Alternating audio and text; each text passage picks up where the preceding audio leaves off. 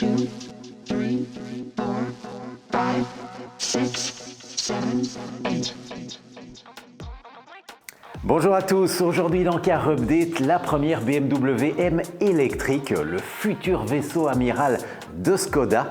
Quelques surprises en provenance du dernier salon de l'auto et sur notre plateau, la nouvelle Renault Clio. C'est Car Update et c'est tout de suite.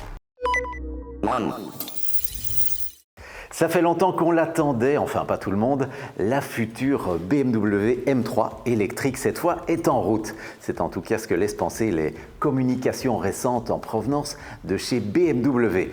Le département M vient de dévoiler l'étude BMW M Electrified, basée sur la plateforme Neue Klasse de la future BMW i3. Le communiqué évoque une puissance de plus de 1000 chevaux, mais surtout, non pas un, non pas deux, mais bien 4 moteurs, soit un par roue. Cette débauche de puissance sera gérée par une architecture logicielle ultra pointue, avec des vitesses de réaction 10 fois supérieures à celles des meilleurs logiciels actuels. Lancement prévu en 2027. Si vous étiez de passage au dernier salon de l'auto, peut-être l'aurez-vous aperçu. L'Alfa Romeo Giulia Quadrifoglio Luna Rossa y faisait sa première apparition publique, pour le moins remarquée, et il faut dire que le bon goût n'est pas vraiment au rendez-vous. Développé en collaboration avec le team de voile italien du même nom, cette édition Luna Rossa se distingue des autres Giulia Quadrifoglio par un kit carrosserie spécifique qui permettrait de générer jusqu'à 5 fois l'appui de la version de série, soit environ 140 kg à 300 km/h. Le grand aileron arrière à double profil serait inspiré des foils présents sous les coques des grands voiliers. Ultra confidentiel, ce modèle ne sera produit qu'à 10 exemplaires et c'est peut-être mieux comme ça car pour une fois, le design Alfa prend l'eau. On nous avait promis des surprises au salon et il y en a eu. Jusqu'au dernier moment, Mazda nous avait caché qu'il y présenterait sa nouvelle Mazda CX-6e, un tout nouveau SUV mid-size 100% électrique. Il adopte une nouvelle interprétation du fameux design Kodo et embarque une batterie de 78 kWh pour une autonomie proche des 500 km. Elle arrivera un peu plus tard dans l'année au prix de 46 290 €. Autre surprise chez Zeekr avec la 7 GT, un grand break de chasse du segment des premium avec une architecture électrique sous 800 volts, des pics de recharge à 480 kW pour recharger de 10 à 80% en 13 minutes et puis 2 batteries au choix de 75 ou 100 kWh pour des autonomies comprises entre 520 et 655 km. Deux niveaux de puissance aussi, 421 chevaux en propulsion, 646 avec la transmission intégrale et les prix, eux, défient toute concurrence des 45 000 €. L'année s'annonce chargée pour Škoda. Le constructeur s'apprête à doubler ses effectifs en électrique. Après l'Enyaq et l'Elroq, le Tchèque lancera l'Epiq, nouveau modèle d'accès à sa gamme zéro émission. On pouvait d'ailleurs la découvrir la semaine dernière au salon sous forme d'un concept très proche, nous dit-on, du modèle de production et qui reprend la fameuse face avant Tech Deck Face inaugurée par le concept 7S. Celui-ci préfigure d'ailleurs le futur porte-étendard de la marque, le Škoda Peak. Le nom vient d'être dévoilé, un modèle qui sera capable d'embarquer jusqu'à 7 occupants. Le changement dans la continuité, c'est la marque de la nouvelle Clio. Aujourd'hui, sur notre plateau, la 6e génération du best-seller de Renault, écoulé, tenez-vous bien, à 17 millions d'exemplaires. Si elle conserve sa silhouette de citadine 5 portes, la Clio rompt de manière assez radicale avec les rondeurs de ses précédentes générations. Le design extérieur se veut plus sophistiqué, plus racé, avec une nouvelle signature lumineuse et des faces avant et arrière tout simplement méconnaissables. L'offre mécanique comprend un 1 litre de TCE de 115 chevaux, mais aussi et surtout cette version full hybride de 160 chevaux.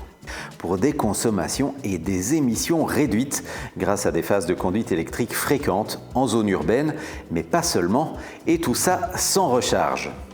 Au volant, on découvre un cockpit avec un double écran de 10 pouces. Le système multimédia OpenAir Link offre un accès direct aux services Google, notamment avec Google Maps pour la navigation. La Clio propose jusqu'à 29 aides à la conduite avancée, ADAS donc, incluant régulateur adaptatif, freinage automatique d'urgence et reconnaissance des panneaux de signalisation. Le coffre offre un bon volume pour la catégorie, avec 391 litres selon la configuration, mais 309 litres seulement dans cette version hybride. À côté des R4 et R5 full électrique, cette Clio offre donc une alternative à tous ceux qui ne peuvent ou ne veulent pas recharger.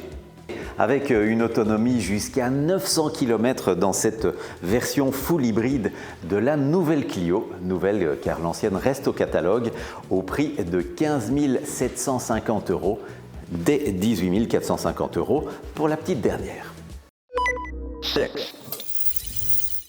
C'est l'une des grands-messes de la voiture ancienne. Le salon Rétromobile ouvrait ses portes aujourd'hui à Paris. L'événement fête sa 50e édition avec, comme à son habitude, ce qui se fait de mieux dans l'univers de la voiture historique. En plus des traditionnelles ventes aux enchères, l'événement accueillera l'exposition BMW Art Car, une expo dédiée à Steve McQueen et une autre consacrée au rallye. Bugatti assurera le show avec un véhicule de 44 tonnes. Côté constructeur, les organisateurs de ce rétromobile peuvent compter sur la présence de Mercedes, de Porsche, de Peugeot, de Mazda, d'Alpine ou encore de Volkswagen. L'événement se tiendra jusqu'à ce dimanche 1er février. C'est l'une des voitures les plus chères au monde, alors pas celle-là, mais une Ferrari 250 GTO Bianco Speciale de 1962, adjugée, tenez-vous bien, au prix de 38 500 000 $, frais d'acheteur compris, lors de la dernière édition des Mecum Auction. Il faut dire que l'exemplaire est dans un état exceptionnel et n'a jamais été restauré. Il s'agit qui plus est d'un exemplaire unique, la seule 250 GTO sortie d'usine en blanc. Propulsée par un moteur typo V12 de 3 litres avec 6 carburateurs Weber, elle développe 296 chevaux et 294 Nm, de quoi passer de 0 à 100 en environ 5 secondes et d'accrocher les 274 km/h. Des performances exceptionnelles pour l'époque. Quant à l'identité de l'acheteur, eh bien, elle reste tenue secrète. Jusqu'au 22 février, le musée Auto World accueille The Story of the Star, une exposition qui retrace les 140 ans d'histoire de Mercedes-Benz, de son premier tricycle à la spectaculaire Mercedes AMG One. Plus de 50 véhicules emblématiques au total, dont des pièces rares, exposés pour la première fois en Belgique et répartis en zones thématiques qui mettent en lumière les multiples facettes de la marque. Ça vous tente? Eh bien, on vous offre des entrées gratuites. Pour les remporter, il vous suffit de nous suivre sur Instagram. Nous sélectionnerons 100 personnes qui recevront chacune 2 billets. Voilà, c'était Car Update, à suivre aussi sur TikTok, Instagram et YouTube. À bientôt.